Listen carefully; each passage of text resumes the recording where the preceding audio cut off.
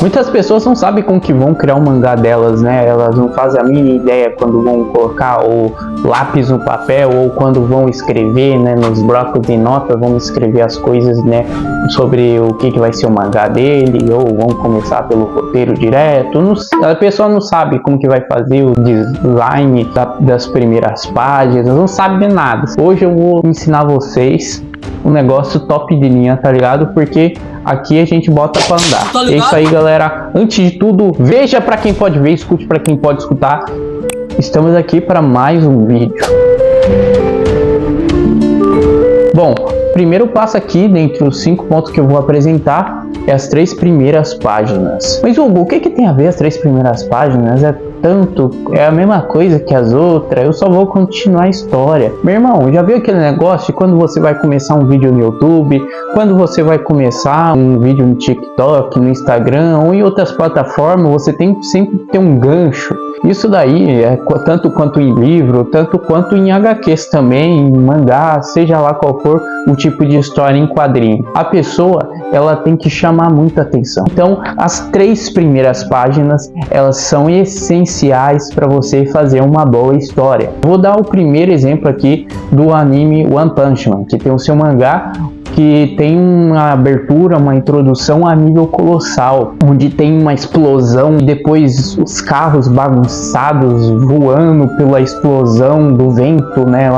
O impacto da explosão, as cidades destruídas, né? E aparece, né, quem fez isso em um estilo muito supimpa, muito estiloso, muito badass, que o ângulo da câmera está pegando e mostra que o cara ele é muito forte. No mesmo capítulo, próximo às 3 primeiras páginas, já aparece o principal salvando tudo. Então, as 3 primeiras páginas ou as 5 primeiras sempre vai mostrar um resumo do que vai ser a história. Talvez não um resumo da história inteira, entendeu? Mas é um resumo de como vai ser daqui em diante, como vai ser a nossa experiência. Então as 3 primeiras páginas tem que passar a vibe da sua história, seja em arte, seja em escrita ou balão de fala. Bom, isso aí eu vou explicar para vocês mais pro final do vídeo. Outro exemplo aqui muito cabuloso das 3 primeiras páginas é Vinland Saga, que tem uma imagem bem movimentada, com uma arte incrível, de um exército invadindo uma cidade, os caras com lança, os caras com escudo, os caras com couraça, do estilo bem medieval, bem viking mesmo, negócio viking. Tem algo mais viking que essas imagens que vocês estão vendo aí? Meu irmão, não tem mais coisa mais viking que isso, cara. Os caras dominando tudo, invadindo a cidade, as flechas vindo do muro, os caras defendendo a cidade. É guerra, meu irmão. Isso é Vinland Saga, meu irmão. Embora que na segunda temporada do anime e pra frente, né, no mangá, se for falar mais na questão do mangá, tenha parado isso daí, mas mesmo assim, cara, é negócio viking, é negócio de história, de movimento, é coisa de guerra, de sangue, de dor, meu irmão. E também, né, no final, redenção, é claro. O último exemplo aqui que eu vou dar pra vocês, né, um personagem principal, né, de Vagabond, já aparecendo no meio do campo, depois de uma guerra. Isso já mostra meio que um resumo que ele é um desertor, né, que ele está fugindo com o companheiro dele, né? Ali já mostra o resumo do que está acontecendo, né? Aí vem o cara com uma lança já nas primeiras páginas, e ainda assim as páginas são coloridas.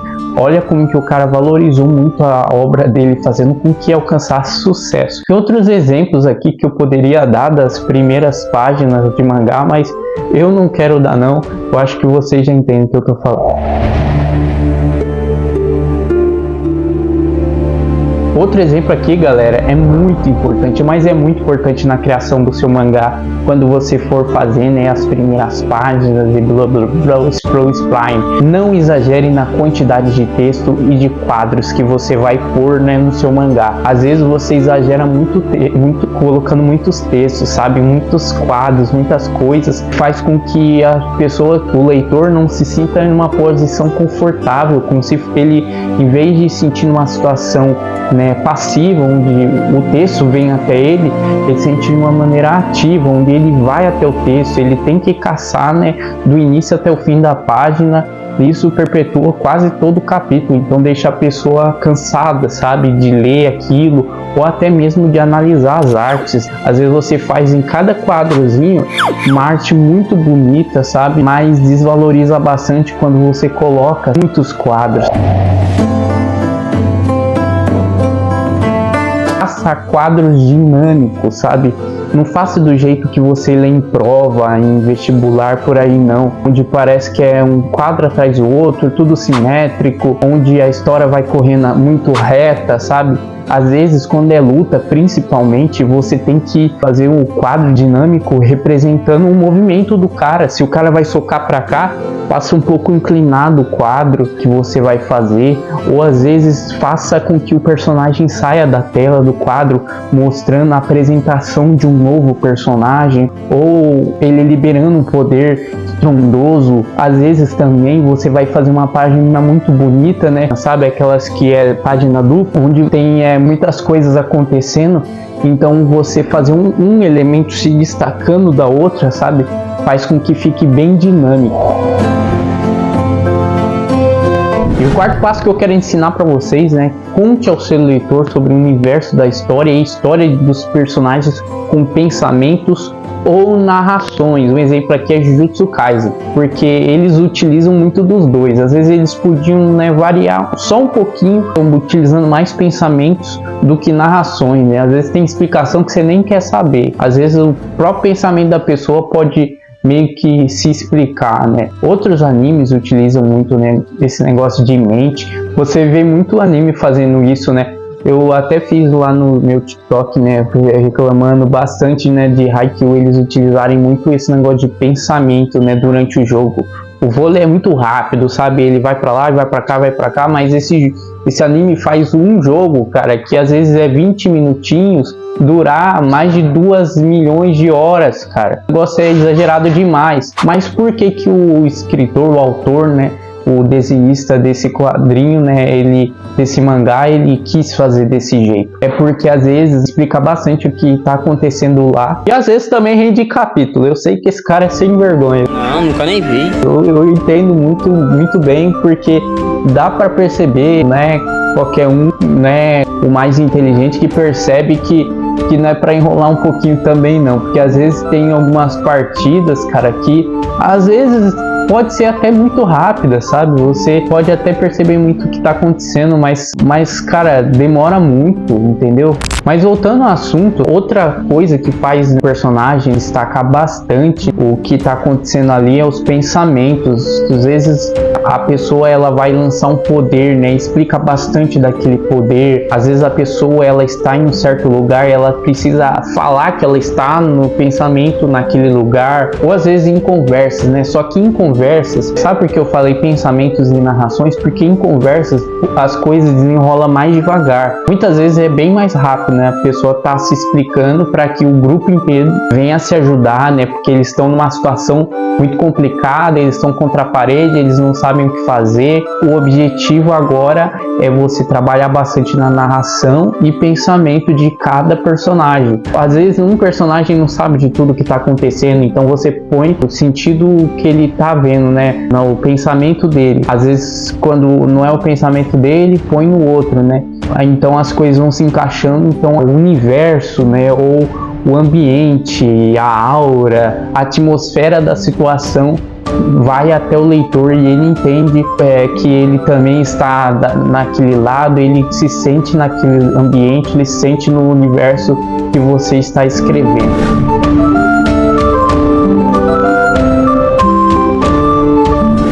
O quinto e último é para você passar a vibe da sua história no design dos personagens e no cenário. Eu vou dar alguns exemplos aqui que eu dei no início, né? Vamos ver Vinland Saga. Vinland Saga mostra bastante um design viking, uma história viking com um cenário viking, onde você vê cada ponto lá bem trabalhado e que os personagens, cara, eles têm um tipo de universo específico que é muito diferente de outros animes. Outra vibe, né, que o Jujutsu Kaisen também passa é de feiticeiros modernos, então eles passam muito a vibe disso, né, de roupas pretas com aquele espiral em cada botão da camiseta, e às vezes, né, algum personagem ele tem um design muito sobre o tipo de poder dela. Por exemplo, aquela menininha que é uma bruxa, né, que ela tem uma vassoura. Outra que é a Mei Mei, né, que ela tem aquele machado gigante e ela tem uma roupa, né, já moderna, né, que é bem larga. Eu acho que no anime não é muito larga, né, a roupa dos personagens. Os animadores eles fizeram bem mais largas, né, mas deu muita ênfase, né, dessa questão de feiticeiro, né, feitiçaria e tudo mais. E as maldições, né, também tem muito design de coisas, né, perigosas, e a maldição mais poderosa de todos ser um humanoide, por exemplo, como o Sukuna, que ele é um ser, né, humanoide de 4 braços, e ele tem uma cara de mal. E uma coisa que eu quero comentar com vocês, né, é que o Sukuna, ele tinha mais cara de mal, né, mais cara de bravo, quando ele não tinha aquela forma de 4 braços dele. Aí depois meio que estragou um pouco do design, mas como que queria mostrar a forma dele como era na era Heian, eles meio que tiveram como obrigação fazer isso. Mas mesmo assim, né, não tirou muita vibe de vilão, porque esse cara foi igual o Madara, um pé no saco na vida dos protagonistas. O Black Clover, por exemplo, onde mostra muito o design do anime, entendeu? Black Clover é um anime de magos, onde eles lutam contra forças malignas, sendo na maioria demônios. E o personagem principal, quando ele se transforma ou quando ele vai liberar um poder, sai aquela aura negra, aquela chama negra da espada dele, que tem aquele ar de uma espada antiga, velha, um livro antigo e velho. Então o personagem principal ele conta bastante sobre o que seria aquela história, né? E ele sendo alguém bem meigo e alguém bem energético, mostrando como que seria, né, a vibe da história. Ou seja, o próprio Asta ele é um resumo do que é a história, né, do Black Clover, né? Tanto que até mesmo, né, inclusive eu quero comentar algo aqui, que um dos vilões de Black Clover fala que o Asta ele é tipo ele não fala dessa linguagem minha não, de ponto nexo, ele é tipo um ponto nexo, né, em algo que já tinha um destino. Ou seja, ele é alguém que quebra o destino, alguém que faz a história andar diferente. Por isso ele vira alvo de muitos vilões, né, nessa saga. Mas enfim, o próprio Asta ele é uma pequena maquete do que é o universo do Black Clover, né? E outros animes, né? Por exemplo, o Naruto, que ele é um ninja que tem uma roupa laranja e tem olhos azuis e cabelo, mostrando que eles são a maioria ali são intitulados de ninjas, que na verdade eles não são literalmente aqueles ninjas Hokutos, né? Ou seja, né, o Naruto ele mostra que ele é um ninja, só que não veste roupas de ninjas e ele solta poderes. Ou seja, é algo bem esquisito pra gente, mas não vira tanto esquisito, porque o personagem ele já mostra toda a esquisitice possível em si.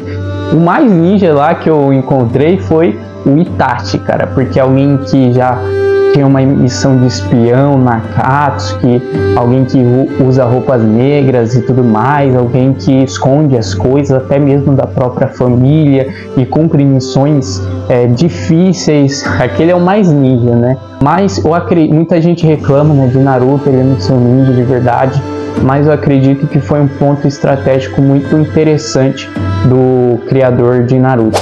Outra coisa, né, de Naruto que eu quero falar é a questão de poderes, né? Um anime de ninjas que tem poderes. O Naruto, cara, pensa quem mais tem poder que Naruto ali nessa obra.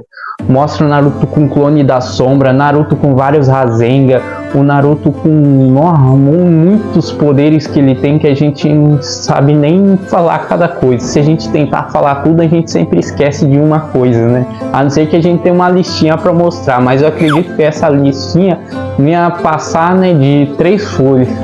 Tô exagerando aqui, mas é basicamente isso. E galera, então essas são as 5 coisas que eu quero falar para vocês. Primeiro, né, as 3 páginas.